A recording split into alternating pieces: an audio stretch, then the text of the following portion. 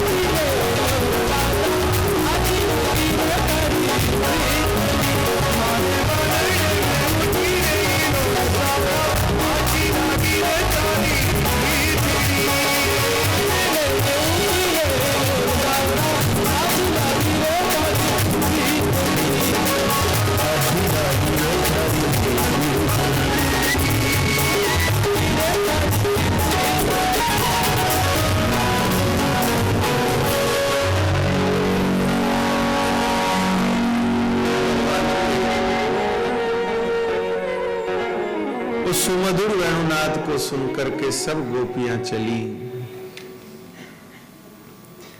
बहुत सी जगहों पर ऐसी बात भी कुछ लोग कहते हैं कि भगवान ने बांसुरी बजाई, उस बांसुरी का असर सिर्फ गोपियों पे ही हुआ। प्रेम करने वाले ग्वाले नहीं थे या ग्वालों के लिए रास नहीं था। देखिए, रास का जो स्वरूप है, रास की जो मनोरथी हैं, वो रास की मुख्य मनोरथी तो गोपियां ही हैं, और जो स्त्री भावात्मक है, और उसको बदला नहीं जा सकता। कुछ पुरुष मिलकर के सोचे कि भाई हम भी कुछ रास का स्वरूप बना लें, तो भले ही बना लो, लेकिन वो बात आएगी नहीं, क्योंकि रास की, महारास की मुख्य मनोरथी गोपिकाएं हैं, और महारास की मुख्य मनोरथी गोपिकाएं हैं तो उसमें उन्हीं का वो असर रहना है, उन्हीं का ही प्रभाव रहना है।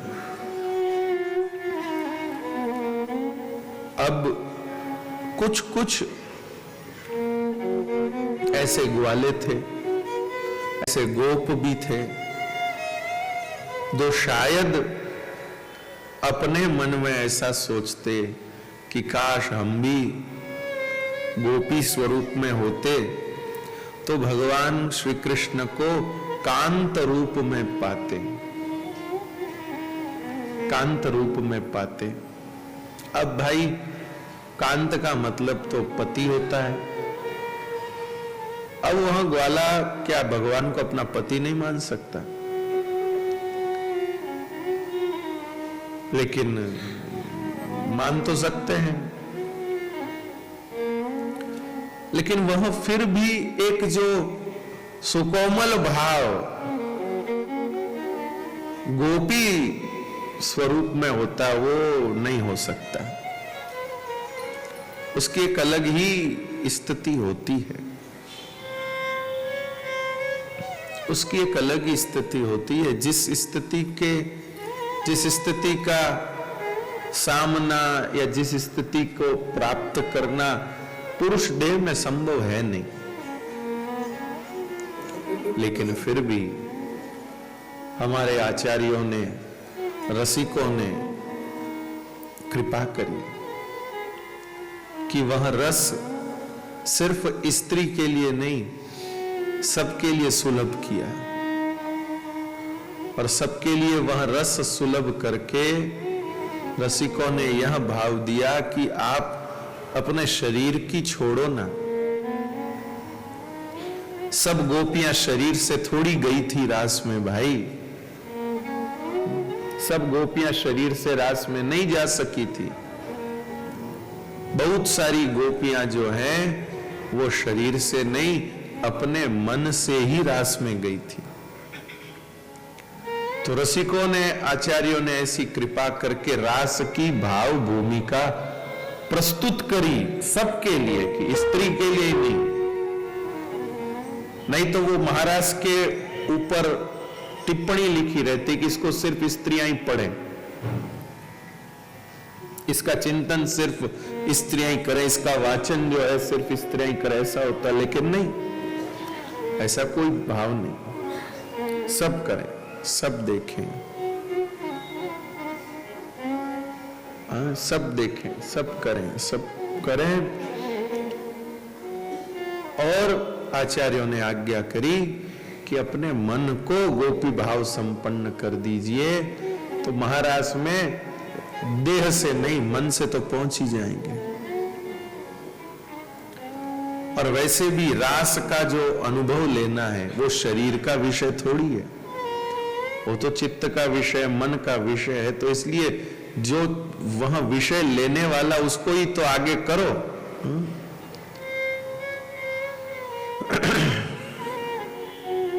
तो कुछ ग्वाले ऐसे थे, गोप ऐसे थे, तो उनका देह से प्रवेश, देह सहित प्रवेश नहीं हुआ, पर उनका मन से महारास में प्रवेश हुआ। मन से महारास में प्रवेश हुआ।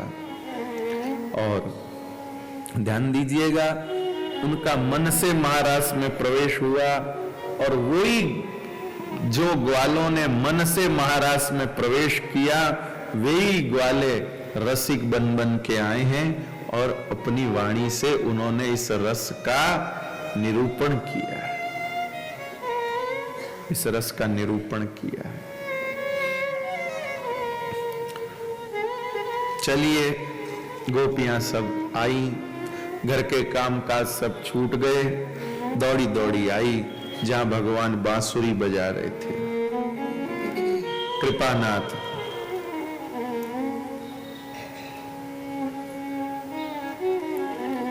करुणा निधान,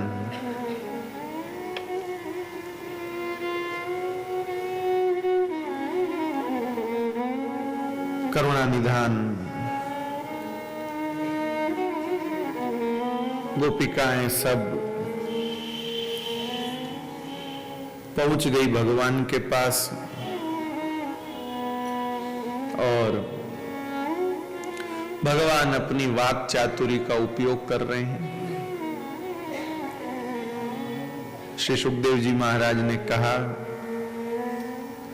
संसार में कितने ही कथाकार हो जाएं, कितने ही बढ़िया से बढ़िया बोलने वाले हो जाएं, लेकिन भूत भविष्य और वर्तमान इन कालों में श्री भगवान से बड़ा और कोई वक्ता हो नहीं सकता, इनसे बढ़िया कोई प्रवचनकार कोई हो नहीं सकता। ये जितने बढ़िया से बात सुना सकते हैं, कोई दूसरा नहीं सुना सकता। भगवान की वाक चातुरी अद्भुत है। भगवान बोले, स्वागतम वो महाभागा प्रियम किम करवाणि वा वर्गस्यानामयं कच्चित् ब्रूतागमन कारणम्। स्वागतम वो महाभागा प्रियम किम करवाणि वा। हे व्रजांगनाओं, तुम्हारा स्वागत है। बताओ, मैं तुम्हारी प्रसन्नता के लिए क्या करूं?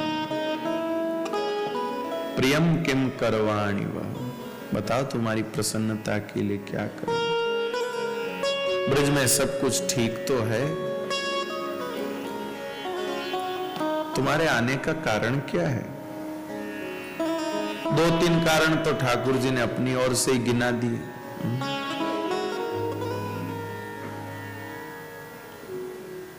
दो तीन कारण तो ठाकुर जी ने अपनी ओर से गिना दिए। आज शरद पूर्णिमा है तो क्या शरद का रास देखने, शरद की शोभा देखने आई हो, या मेरे से मिलने का मन हो गया, और या बगीचा घूमने आई हो, वन भ्रमण करने आई हो। लेकिन जो भी हो, चाहे मुझे देखने आई हो, चाहे शरद की शोभा देखने आई हो, चाहे वन भ्रमण करने आई हो, तीनों ही स्थिति में रात्रि के समय घर से बाहर निकलना तो ठीक नहीं। तुम्हारे पति, तुम्हारे परिवारजन, तुम्हारे भाई बंधु, रिश्तेदार आदि जो हैं, वो सब तुम्हारी चिंता कर रहे होंगे, बेचारे परेशान हो रहे होंगे, कहां गई कहां गई। अरे इस प्रकार अपने परिवारजनों को चिंता में डालना स्त्री का कर्तव्य नहीं। जाओ जाओ, अपने धर्म का पालन करो, अपने कर्तव्यों का पालन करो। गोपिया कहती, वाह महाराज वाह, जब धर्म का ही पालन कराना था, कर्तव्य की शिक्षा देनी थी, तो फिर काय को बंसी बजा बजा के हमको बुलाया? हमारे घर के कामकाज में तो हम लगी हुई थी, कहां कोई चीज छूट रही थी, सब कर ही रही थी। तो वहां पर आपने बांसुरी बजा बजा के हमको बुला लिया और अब आप हमको ये उपदेश दे रहे हैं। लेकिन अब हमारा चित्त ऐसा है नहीं कि ये आपका उपदेश हमारे अंग लगे। हमें तो बस श्याम सुंदर आप अपने श्री चरणों की सेवा दे दीजिए, आपके पद कमल का आलिंगन हमको मिल जाए, बस इतनी सी लालसा हमारी पूरी कर दीजिए। गोपियों का भाव तो भगवान समझ रहे,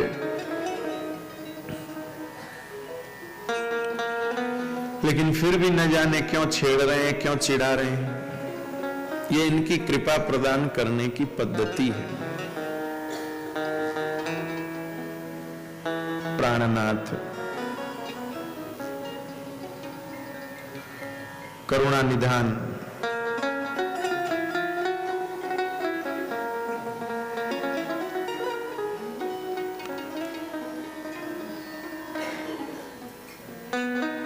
हे श्याम सुंदर, जब से हमको आपका चरण स्पर्श प्राप्त हुआ है, उसके बाद से फिर हम जगत के किसी भी प्रकार के व्यवहार को करने में एकदम असमर्थ हो गई हैं। किसी भी प्रकार का व्यवहार जगत का करने में असमर्थ हो गई हैं। कुछ होता करता है नहीं, बार बार उसी चरण स्पर्श की लालसा हमारे मन में आती है। कृपानाथ, श्री ठाकुर जी के श्रीअंग में जो चरणारविंद हैं, असल प्रीति का संपूर्ण सार तो श्री ठाकुर जी के चरणारविंद में ही है। अब बताइए, श्री लक्ष्मी जी, उनको भगवान का न तो कभी आलिंगन मिलता है, ना तो भगवान गले लगाते हैं, ना कोई अदरामृत प्रदान करते हैं, कुछ नहीं। फिर भी लक्ष्मी जी का समाधान किस में होता है? बोलिए ना। सिर्फ चरणों के संवहन में ही लक्ष्मी जी को सब समाधान प्राप्त होता है। मात्र चरणों के संवहन में लक्ष्मी जी को सब समाधान होता है। तो ऐसे ही गोपियां भी कह रही कि हमको आपका वही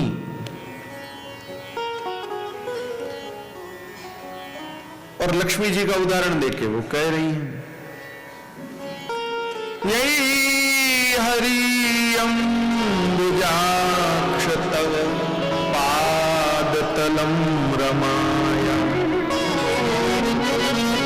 दत्तक्षणं क्वचिदरण्य जनप्रियस्य अस्त्राक्ष्म तत्प्रभति नान्य समं क्षमंगम तातं त्वया विरमिता बत पारया।